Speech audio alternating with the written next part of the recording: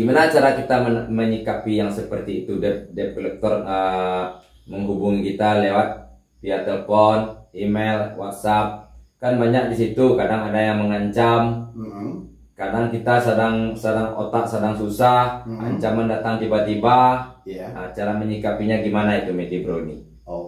Iya. Oke teman-teman semuanya dimanapun berada, subscriber Panjul UY semoga sehat selalu, dan subscriber Media Brownie Solusi Utang MB semoga sehat selalu.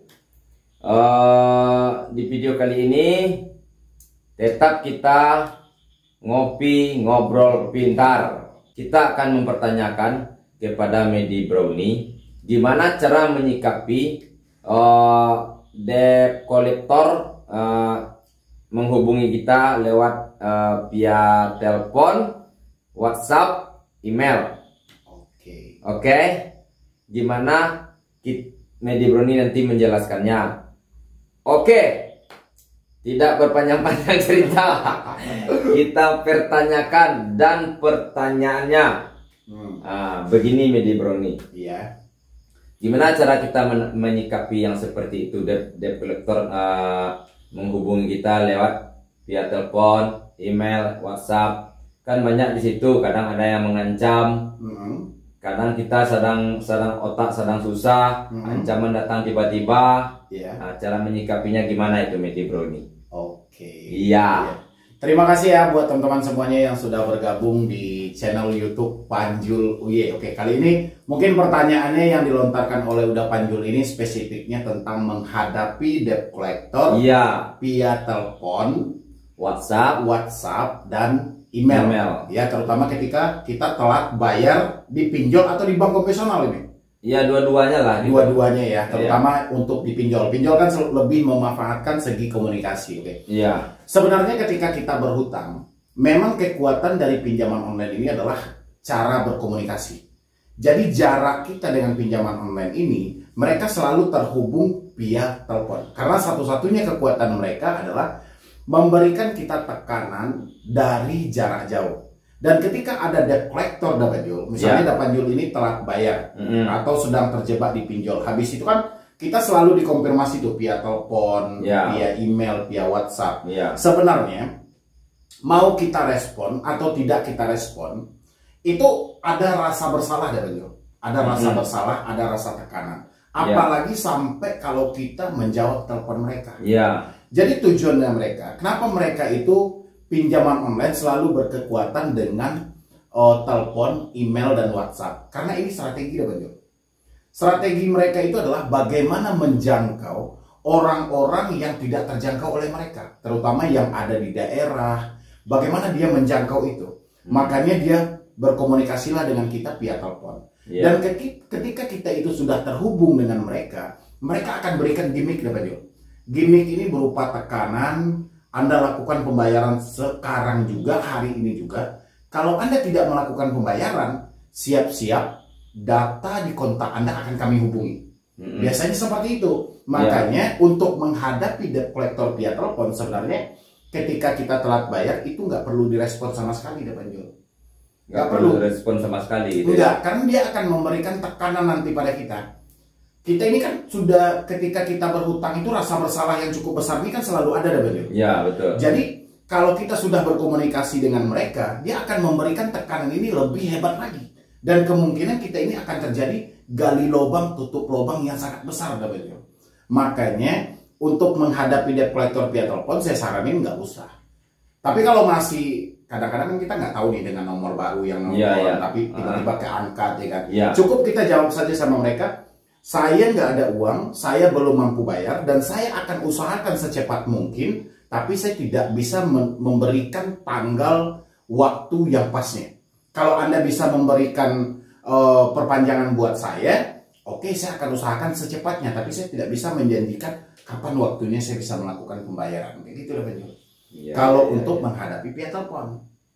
Jadi sebenarnya kalau kita kadang nggak tahu ya kan nomor baru yang masuk kan udah telanjur keangkat. Jadi kurang lebih seperti itu.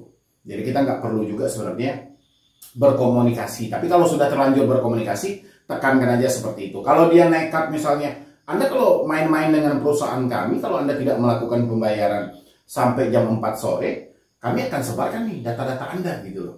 Ya sudah, cukup sampaikan. Oke, kalau Anda bilangin akan sebarkan data saya, mulai hari ini saya berhenti bayar di aplikasi Anda. Oh, berarti langsung ancam balik gitu aja? Iya, langsung diancam balik. Jadi dia kalau menghadapi debt collector ini dapat jual sama kayak kita, kayak orang sabung ayam. Sabung ayam itu kalau dia nunduk, kita nunduk. Kalau dia melawan, kita lawan balik. Jadi jangan sampai ketika dia menggonggong kita lari, kita akan kejar dapat jual. Jadi ketika dia melontarkan tekanan, jangan kita menunjukkan suatu ketakutan. Dan begitu juga via WhatsApp. Ya. WhatsApp juga seperti itu kan, seringkali kita diancam. Kalau Anda tidak melakukan pembayaran, ini data-data kontak, KTP Anda akan kami sebarkan, data-data Anda akan kami sebarkan. Cukup jawab di bawah itu oke. Satu bukti aja cukup untuk saya berhenti bayar di aplikasi Anda. Dan begitu juga via email dan lanjut. Sama ya? Sama semuanya. Jadi memang kalau untuk kita baru-baru telat bayar, sebisa mungkin hindari berkomunikasi dengan debt collector. Yang ada malah memperpanik, malah mempersusah keadaan, mempersulit jadinya gitu. Iya, karena kan kita pakai kartu telepon gitu kan. Saya ngopi ada banyak ya. Oke. Kalau mau diganti, habislah perkara kan. Benar. Tapi kalau kita nggak mau ganti kartu, kita telepon terus. Jadi gitulah caranya kita menghadapi dia ya. Iya benar. Karena gini, kalau kita bermental lemah dan jalan utama yang harus kita tempuh adalah memutus komunikasi. Tapi kalau mental kita nggak ada masalah ketika kita mendapatkan telepon, mendapatkan email, mendapatkan WhatsApp, ganti kartu nggak perlu sih sekarang. Nggak perlu. Tapi kalau pemikiran kita nggak bisa diajak kompromi, dikit-dikit baper, dikit-dikit berpikirnya entah kemana-mana, dramatis, benar. Solusi awalnya adalah putus komunikasi. Putus kontak gitu. Iya, putus komunikasinya. Habis masalah. Iya. Memang itu dengan Tapi kita kepikiran data-data kita takut disebarkan gimana itu. Nah, itulah yang dibilang itu gimmick tadi dapat jual. Itu kan kita berhalusinasi, kita mendramatiskannya. Padahal belum tentu hal yang ada di pemikiran kita faktanya akan seburuk itu. Tapi kita sudah memikirkan hal ini terlalu lebih. Akibat apa ini? Akibat rasa bersalah tadi dapat jual. Makanya yang paling utama kalau mental tidak bisa diajak kompromi, jangan komunikasi dulu dengan debt collector. Jangan membaca chat-chat WhatsApp. Kayak gitu dapat jual. Kalau untuk menghadapi debt collector via telepon, WhatsApp dan email. Kurang lebih seperti itu. Iya. Tapi ada juga yang kayak gitu, Medi. Ada juga salah satu teman pinjol, dia pinjol, terus nggak gagal bayar. Iya. Apa namanya? Handphonenya dimatiin, nggak aktif lagi. Tahu-taunya dapat pesan itu terkirim ke teman dia. Oh, melalui kontak darurat. Ya, melalui teman dia. Teman kita lah ngabarin. Oke. Jadi gini dapat jual. Sebenarnya konsepnya terkadang kan banyak juga orang-orang. Kalau kita matikan kartu, kita ganti WhatsApp, kita hapus email, nanti kontak darurat kita yang dihubungi. Sebenarnya asumsi seperti itu salah dapat jual. Ketika kita telat bayar, ketika kita tidak melakukan pembayaran, ya, mau nomor kita aktif, nomor kita tidak aktif, kontak darurat ini akan dihubungi. Iya. Karena ini adalah kekuatan mereka. Jadi itulah yang nantinya di next videonya kita akan bahas juga ya. Itulah nantinya munculnya pihak-pihak ketiga dapat jual.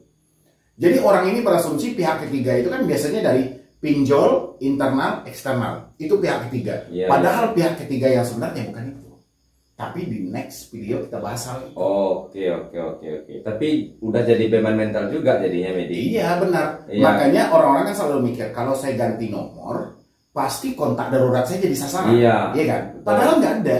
Dia mau ganti nomor, mau tidak ganti nomor, nomor dia aktif mau tidak aktif, selagi dia belum melakukan pembayaran, kontak darurat akan dihubungi. Kontak darurat ini kita yang ngajuin dapat jual. Iya. Kontak darurat ini kontak darurat gitu. Makanya itu sangat dibutuhkan oleh si pinjol untuk menjangkau kita nantinya. Betul. Berarti cara menyikapinya kayak gitu aja ya, Medi? Iya.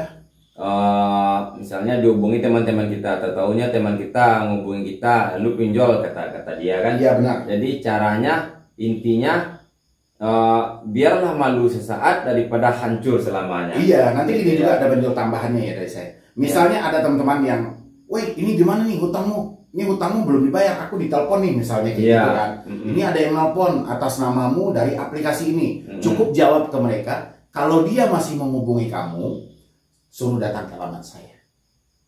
Udah cukup sampai di situ gitu. Nggak perlu kita jelasin panjang lebar. Oh itu penipu gini-gini. Udah nggak zamannya lagi. Cukup kita jawab aja kayak gitu. Itu biasanya teman-teman yang kepo aja sih. Iya. Yang sejak awal sudah ada permasalahan lain dengan kita gitu. Kalau yang benar-benar teman, nggak mungkin dia menyampaikan hal-hal seperti itu. Iya. Karena bukan ranah dia juga gitu. Berarti sarannya gitu aja ya, bilang aja sama teman kayak gitu, ya udah nggak usah ditanggapi aja. Iya, nggak usah. Gitu kalau kita bilangin nggak usah ditanggapi, dah Banjul, itu kan handphone dia kan nggak tahu siapa yang nelpon. Tapi cukup kita sampaikan, kalau debt collectornya masih nelpon atau masih ada yang nelpon, menyampaikan bahwa saya berhutang, suruh aja datang ke sini. Kan lebih singkat. Betul. Kayak gitu aja, nggak perlu kita panjang-panjang lebar. Nah, begitulah teman-teman semuanya ya.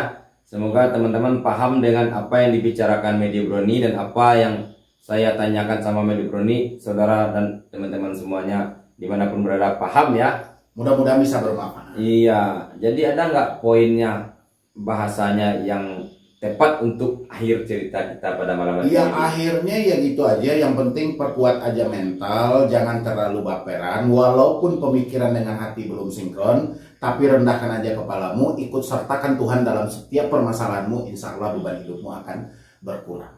Amin. Nah, begitulah teman-teman ya. Oke, next video kita lanjut ngopi ya. Ngobrol pintar. Dadah.